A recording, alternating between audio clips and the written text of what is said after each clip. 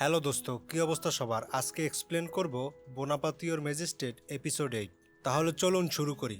তো এপিসোডের শুরুতে আমরা দেখতে পাই ইহন এবং জিয়ন মহলে এসে পৌঁছালে প্রতিযোগিতার প্রথম রাউন্ড শুরু হয়ে যায়। প্রথম রাউন্ডের বিষয়বস্তু ছিল এমন কোনো মাংসের রান্না করতে হবে যা আগে কেউ কখনো খায়নি। সেই মতো শেফেরা সবাই রান্নার জন্য প্রস্তুত হয়। আবিসুকে চিকেন মেরিনেট করতে দেখে জিয়ং বোঝার চেষ্টা করে আসলে সে কি রান্না করতে চাচ্ছে, কিন্তু সে কিছুই বুঝতে পারে না। এদিকে জোশনের শেফদের মাংস সিদ্ধ করতে দেখে তাং বাইলং মনে মনে ভাবে, ওরা কি কেবল মাংস সিদ্ধ বানাচ্ছে? মনে হচ্ছে আমি ওদের থেকে অনেক বেশি আশা করে ফেলেছি। এদিকে জিয়ং মরিচের গুঁড়া ও মরিচের চাটনি চাইলে তখন মিন এসে খবর দেয় রান্নাঘরে মরিচের গুঁড়া এবং মরিচের চাটনি কোনোটাই খুঁজে পাওয়া যাচ্ছে না। এটা শুনে সবাই অবাক হয়ে যায়। তখন জিয়ং বলে, যখন মরিচের গুঁড়া এবং মরিচের চাটনি পাওয়া যাচ্ছে না, তাহলে সময় নষ্ট করে লাভ নেই, আমাদের অন্য কিছু বানাতে হবে। এটা বলে সে ভাবতে থাকলে তার মাথায় আইডিয়া চলে আসে। সে তখন মিনকে রাইস ওয়াইন আনতে বলে এবং ইয়ানকে সে তাওয়ায় তেল গরম করতে বলে, আর মানসুককে মাশরুম এবং কুমড়ো কেটে দিতে বলে। কিছুক্ষণের মধ্যেই মিন ওয়াইন নিয়ে আসলে জিয়ং সব ওয়াইন মাংসের ভিতরে ঢেলে দেয়। এটা দেখে তাংবাইলং ও সবাই অবাক হলেও তখন আবিসু বলে, ওরা যাই করুক না কেন আমরাই জিতব, কারণ আমার কাছে ওদের একটা স্পেশাল জিনিস আছে। অন্যদিকে জিয়াং বলে তাদের এই মাংসটাকে 1 ঘন্টা ধরে ধিমি আঁচে রান্না করতে হবে। তখন মানসুক জানতে চায় তারা যে ডিশটা বানাচ্ছে এটার নাম কি। তখন জিয়ান বলে, আমরা বানাচ্ছি রাইস ওয়াইন উইথ বর্গিনিও। পরের সিনে আমরা দেখতে পাই জোসনের মন্ত্রীরা ভাবছে যে তাদের শেফেরা ওয়াইনের ভিতরে মাংস ডুবিয়ে কি রান্না করছে, এবং একজন বলে মনে হয় মিনের শেফের কাছে প্রথম রাউন্ডেই তারা হেরে যাবে। তখন মন্ত্রীদের হেড বলে, এত দ্রুতই কোনো সিদ্ধান্ত নেওয়া উচিত নয়, মাংসের ভিতরে ওয়াইন ঢালার ফলে মাংসের স্বাদও তো চেঞ্জ হয়ে যেতে পারে। এদিকে আমরা দেখতে পাই ইভান তাদের শেফের প্রশংসা করে। তখন রাজা বলে, টেস্ট করলেই বোঝা যাবে কোন খাবারটা বেশি ভালো।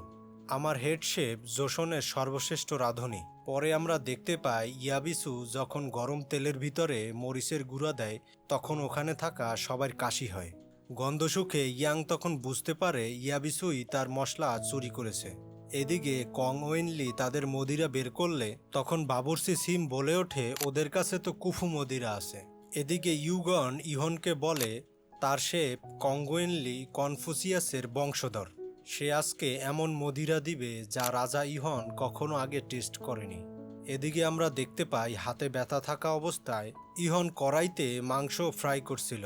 তাওয়ার ভিতর ওয়াইন অ্যাড করার সাথে সাথে তাওয়ার ভিতরে আগুন ধরে যায়। এটা দেখে সবাই হা হয়ে যায়।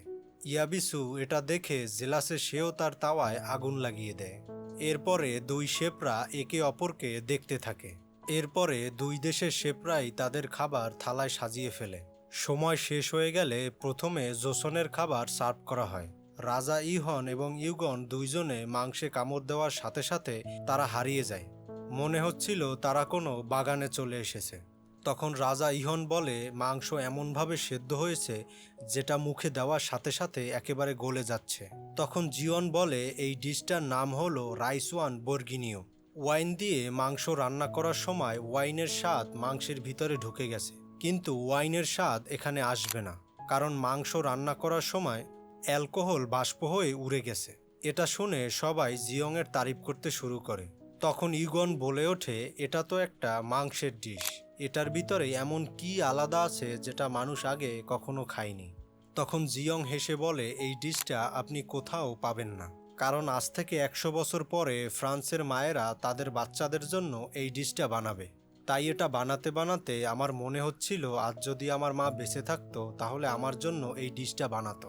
এরপরে ইয়াবিসুর বানানো ডিশটা সার্ভ করা হয়। তখন ডিশের নামটা শুনে ইয়াং মনে মনে ভাবে গেজং প্রথম জোশন ডায়াগনিস্টিকে বানানো হয়েছিল, এর মানে এর আবিষ্কর্তা আবিসু। তখন রাজা এবং ইউগন এবং অন্যান্য মন্ত্রীরা ডিশটা মুখে দিলে তাদের মুখের ভিতরে ঝাল এবং মিষ্টির একটা বিস্ফোরণ ঘটে। ইগন তখন আবিসুর কাছে ঝালের রহস্যটা জানতে চাইলে ইয়াবিসু বলে একটা সিক্রেট তেল রান্নায় ইউজ করার জন্য এটা হয়েছে।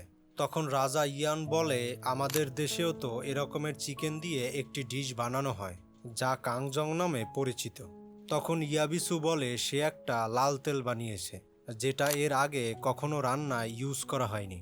এটা শুনে ইগন ইয়াবিসুর তারিফ করতে থাকলেও জিয়ং মনে মনে ভাবে মরিচের গুঁড়া ছাড়া এটা কোনোভাবেই সম্ভব নয়। যখন নাম্বার দেওয়ার সময় চলে আসে তখন ইগন বলে জোশনের রান্নাটা ভালো হলেও এটা জানা নেই যে এর আগে কেউ এই রান্নাটা খায়নি, তাই আমি বেশি মার্ক দিতে পারবো না। তখন রাজা ইয়ং বলে এর আগে ওয়াইন দিয়ে কেউ মাংস রান্না করার পদ্ধতি দেখেনি, তাই সেও ইয়াবিসুকে বেশি নাম্বার দিবে না। এরপরে দুইজনই নাম্বার দিয়ে দেয়। ফলাফল ঘোষণা করার সময় যখন চলে আসে তখন জিয়ং বলে ওঠে সে মিনের ডিশ একবার ট্রাই করে দেখতে চায়। তখন রাজা তার কাছে কারণ জানতে চাইলে সে বলে সে একটা মশলার পরীক্ষা করতে চায়। এটা শুনে ইউগন কোনো পারমিশন দেয় না। তখন তাংবাইলং তাদের বানানো ডিশটা জিয়ংয়ের সামনে রাখে। এটা দেখে ইউগন এবং আবিসু অবাক হলে তখন তাংবাইলং বলে আমিও তাদের ডিশটা ট্রাই করে দেখতে চাই। এরপরে রাজা অনুমতি দিলে দুই দেশের শেফ তাদের রান্না টেস্ট করে। জিয়ংয়ের রান্না মুখে দেওয়ার সাথে সাথে তাংবাইলং বুঝতে পারে জিয়ং আসলেই একজন প্রতিভাধর রাঁধুনি। অন্যদিকে খাবার মুখে দিয়ে জিয়ং শিওর হয়ে যায় এটাতে মরিচের গুঁড়া এবং মরিচের চাটনি ব্যবহার করা হয়েছে। তখন সে জানতে চায় তারা এই লাল তেল কি দিয়ে বানিয়েছে। তখন তাংবাইলং ইয়াবিসুর কাছে জানতে চাইলে ইয়াবিসু জানায় সে সম্পূর্ণ আইনিভাবে জোশনের কাছ থেকে এই মশলা সংগ্রহ করেছে। এটা শুনে জিয়ং বলে এটা হচ্ছে মরিচের গুঁড়ো, যা আমাদের প্রথম রাউন্ডের সবচেয়ে গুরুত্বপূর্ণ মশলা ছিল, কিন্তু এটা তাদের কাছে কিভাবে এলো। এদিকে ইউগন চাচ্ছিল দ্রুত যাতে ফলাফল ঘোষণা করা হয়। তখন তাংবাইলং বারে বারে ইয়াবিসুকে জিজ্ঞেস করে সে কি এই জিনিসটা চুরি করেছে। ইয়াবিসু বলে সে আইনিভাবে এই জিনিসটা নিয়েছে। সে বলে সে কোনো অন্যায় করেনি, সে গোলমরিচের বদলে একজনের কাছ থেকে এই জিনিসটা নিয়েছে। তখন তাংবাইলং বলে সে সলসা তৈরি করে এই জিনিসটা নিয়েছে, সে তার দেশের সম্মান নষ্ট করেছে, তাই প্রথম রাউন্ডে আমরা হার স্বীকার করছি। এটা শুনে ইউগন খুব রেগে যায়। তখন ইয়াবিসু বলে ওঠে সে হারেনি, সে প্রমাণ করতে পারবে সে কোনো অন্যায় করেনি। তখন ইয়াবিসু বলে ওঠে সে রাজকুমার জোশনের কাছ থেকে এই জিনিসটা নিয়েছে। এটা শোনার পর সবার মাথায় যেন বাজ পড়ে। তখন রাজা ইহন রাজকুমার জোশনের কাছে এই ব্যাপারে জানতে চাইলে সে বলে আমি জোশনের হিসাব নিরীক্ষক। জিয়ং তার অনুমতি না নিয়ে গুদামঘরে এই জিনিসগুলো রেখেছিল। সে যখন এটা ফেলে দিচ্ছিল তখন মিনের শেপ এসে দামি গোলমরিচের বদলে এটা নিতে চাচ্ছিল, তাই সে তাদেরকে এটা দিয়ে দিয়েছে। তখন ইউগন বলে আমরা দেখতেই পাচ্ছি এখানে ইয়াবিসুর কোনো দোষ নেই।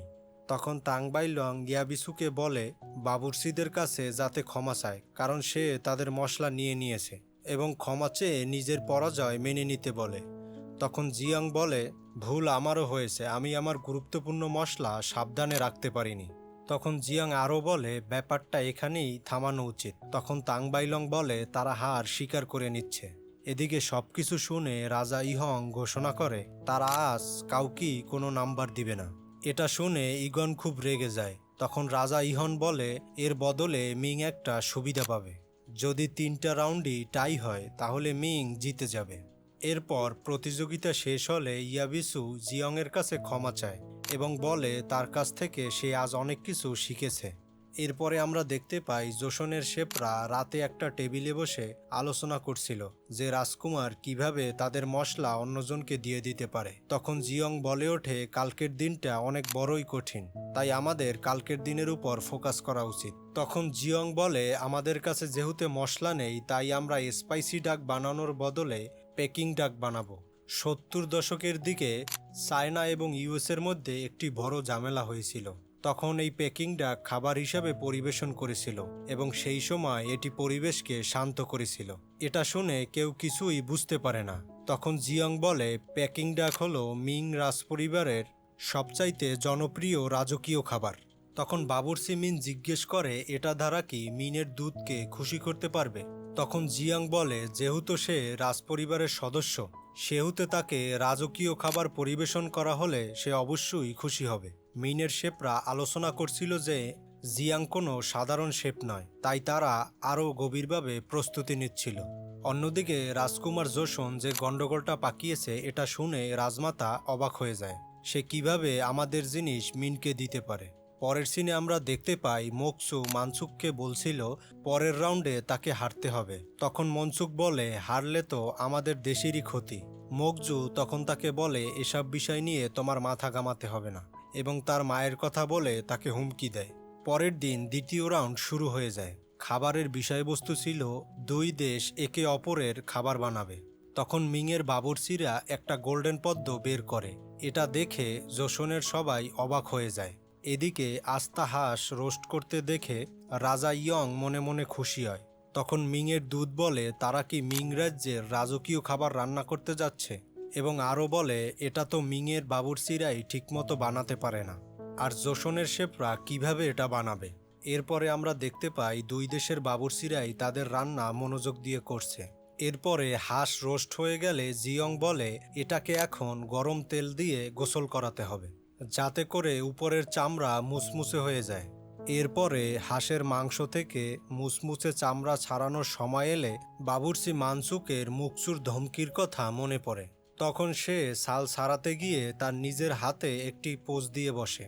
এদিকে বাবুর্চি মানসুক ছাড়া কেউই প্রপারভাবে মাংস আলাদা করতে পারত না, তাই উপায় না পেয়ে ব্যথা হাত দিয়ে জিয়ংই মাংস ছাড়াতে যায়। তখন জিয়ং চিন্তায় পড়লে গিলগাম সেখানে এসে বলে এটা সে করবে। এটা দেখে মিংয়ের বাবুর্চিরা ভাবে তারা হার মেনে নিয়েছে, কিন্তু গিলগাম সঠিকভাবে মাংস থেকে ছাল ছাড়ানোর পরে সবাই অবাক হয়ে যায়। ফ্ল্যাশব্যাকে আমরা দেখতে পাই মানসুক আগেই গিলগামকে বলেছিল যে হাঁসের মাংস তাকেই ছাড়াতে হবে। সেই মোতাবেক মানসুক তাকে দিনরাত ট্রেনিং দিয়েছিল। এরপরে আমরা দেখতে পাই দুই দেশের খাবারই তৈরি হয়ে যায়। এরপরে প্রথমে তাং বাইলংয়ের ডিশ প্রথমে সার্ভ করা হয়। খাবার মুখে দিতেই রাজা ইহং এবং মিনের দূতের মনে এক ধরনের শান্তি চলে আসে। তখন তাং বাইলং জানায় এটা একটা টেম্পল ডিশ, যা সে বানিয়েছে পদ্মপাতার ভিতরে জোশনে পাওয়া অনেক ধরনের সবজি দিয়ে। তখন মিনের দূত প্রশ্ন করে সে কি করে ইউগানের টেম্পেলের ডিশ বানালো। সে একটা নূতন স্বাদের খুঁজে দেশ বিদেশে নানান জায়গায় ঘুরে বেড়ায়। তখন সে এসে পৌঁছায় জোশনে। এক বৃষ্টির রাতে সে চলতে চলতে একটা টেম্পলের সামনে এসে অজ্ঞান হয়ে পড়ে। তখন এক বৌদ্ধ সন্ন্যাসী তার অনেক সেবা করে এবং তার কাছেই সে এই খাবারটা খেয়েছিল। তাই সে 5 বছর ধরে ঘুরে ঘুরে জোশনের সব টেম্পেলের খাবার ট্রাই করে এখানের রীতিনীতি সবকিছু শিখেছে। এগুলো শুনে রাজা ইহং তার অনেক প্রশংসা করে। এরপরে জোশনের খাবার সার্ভ করা হয়, কিন্তু মিনের দূত খাবার না খেয়ে হাসাহাসি করে। কিন্তু খাবার মুখে দেওয়ার সাথে সাথেই সে মিংয়ের রাজকীয় একটা স্বাদ পায়, যার ফলে তার চোখ দিয়ে একদম পানি বের হয়ে আসে। তখন সে বলে এটা মিংয়ের রাজকীয় খাবার নয়, এটা তার থেকেও আলাদা। তখন সে বলে এটা আমার খাওয়া সবচেয়ে ভালো খাবার। এটা শুনে জিয়ং খুব খুশি হয়। তখন মিনের দূত বলে সে আসলেই একজন জাদুকারী শেফ। এরপরে আমরা দেখতে পাই রাজা এবং মিনের দূত দুইজনকে নাম্বার দিয়েছে। এবার আর রাজসচিব আগে থেকেই নাম্বার দেখতে পায় না। তখন ফলাফলের জন্য সবার বুক দুরু দুরু করতে থাকে। আর এখানেই এপিসোড শেষ হয়ে যায়। এরপরে কি হবে জানতে হলে ভিডিওটিতে লাইক এবং কমেন্ট করুন, আর চ্যানেলে নূতন হয়ে থাকলে সাবস্ক্রাইব করুন। ধন্যবাদ।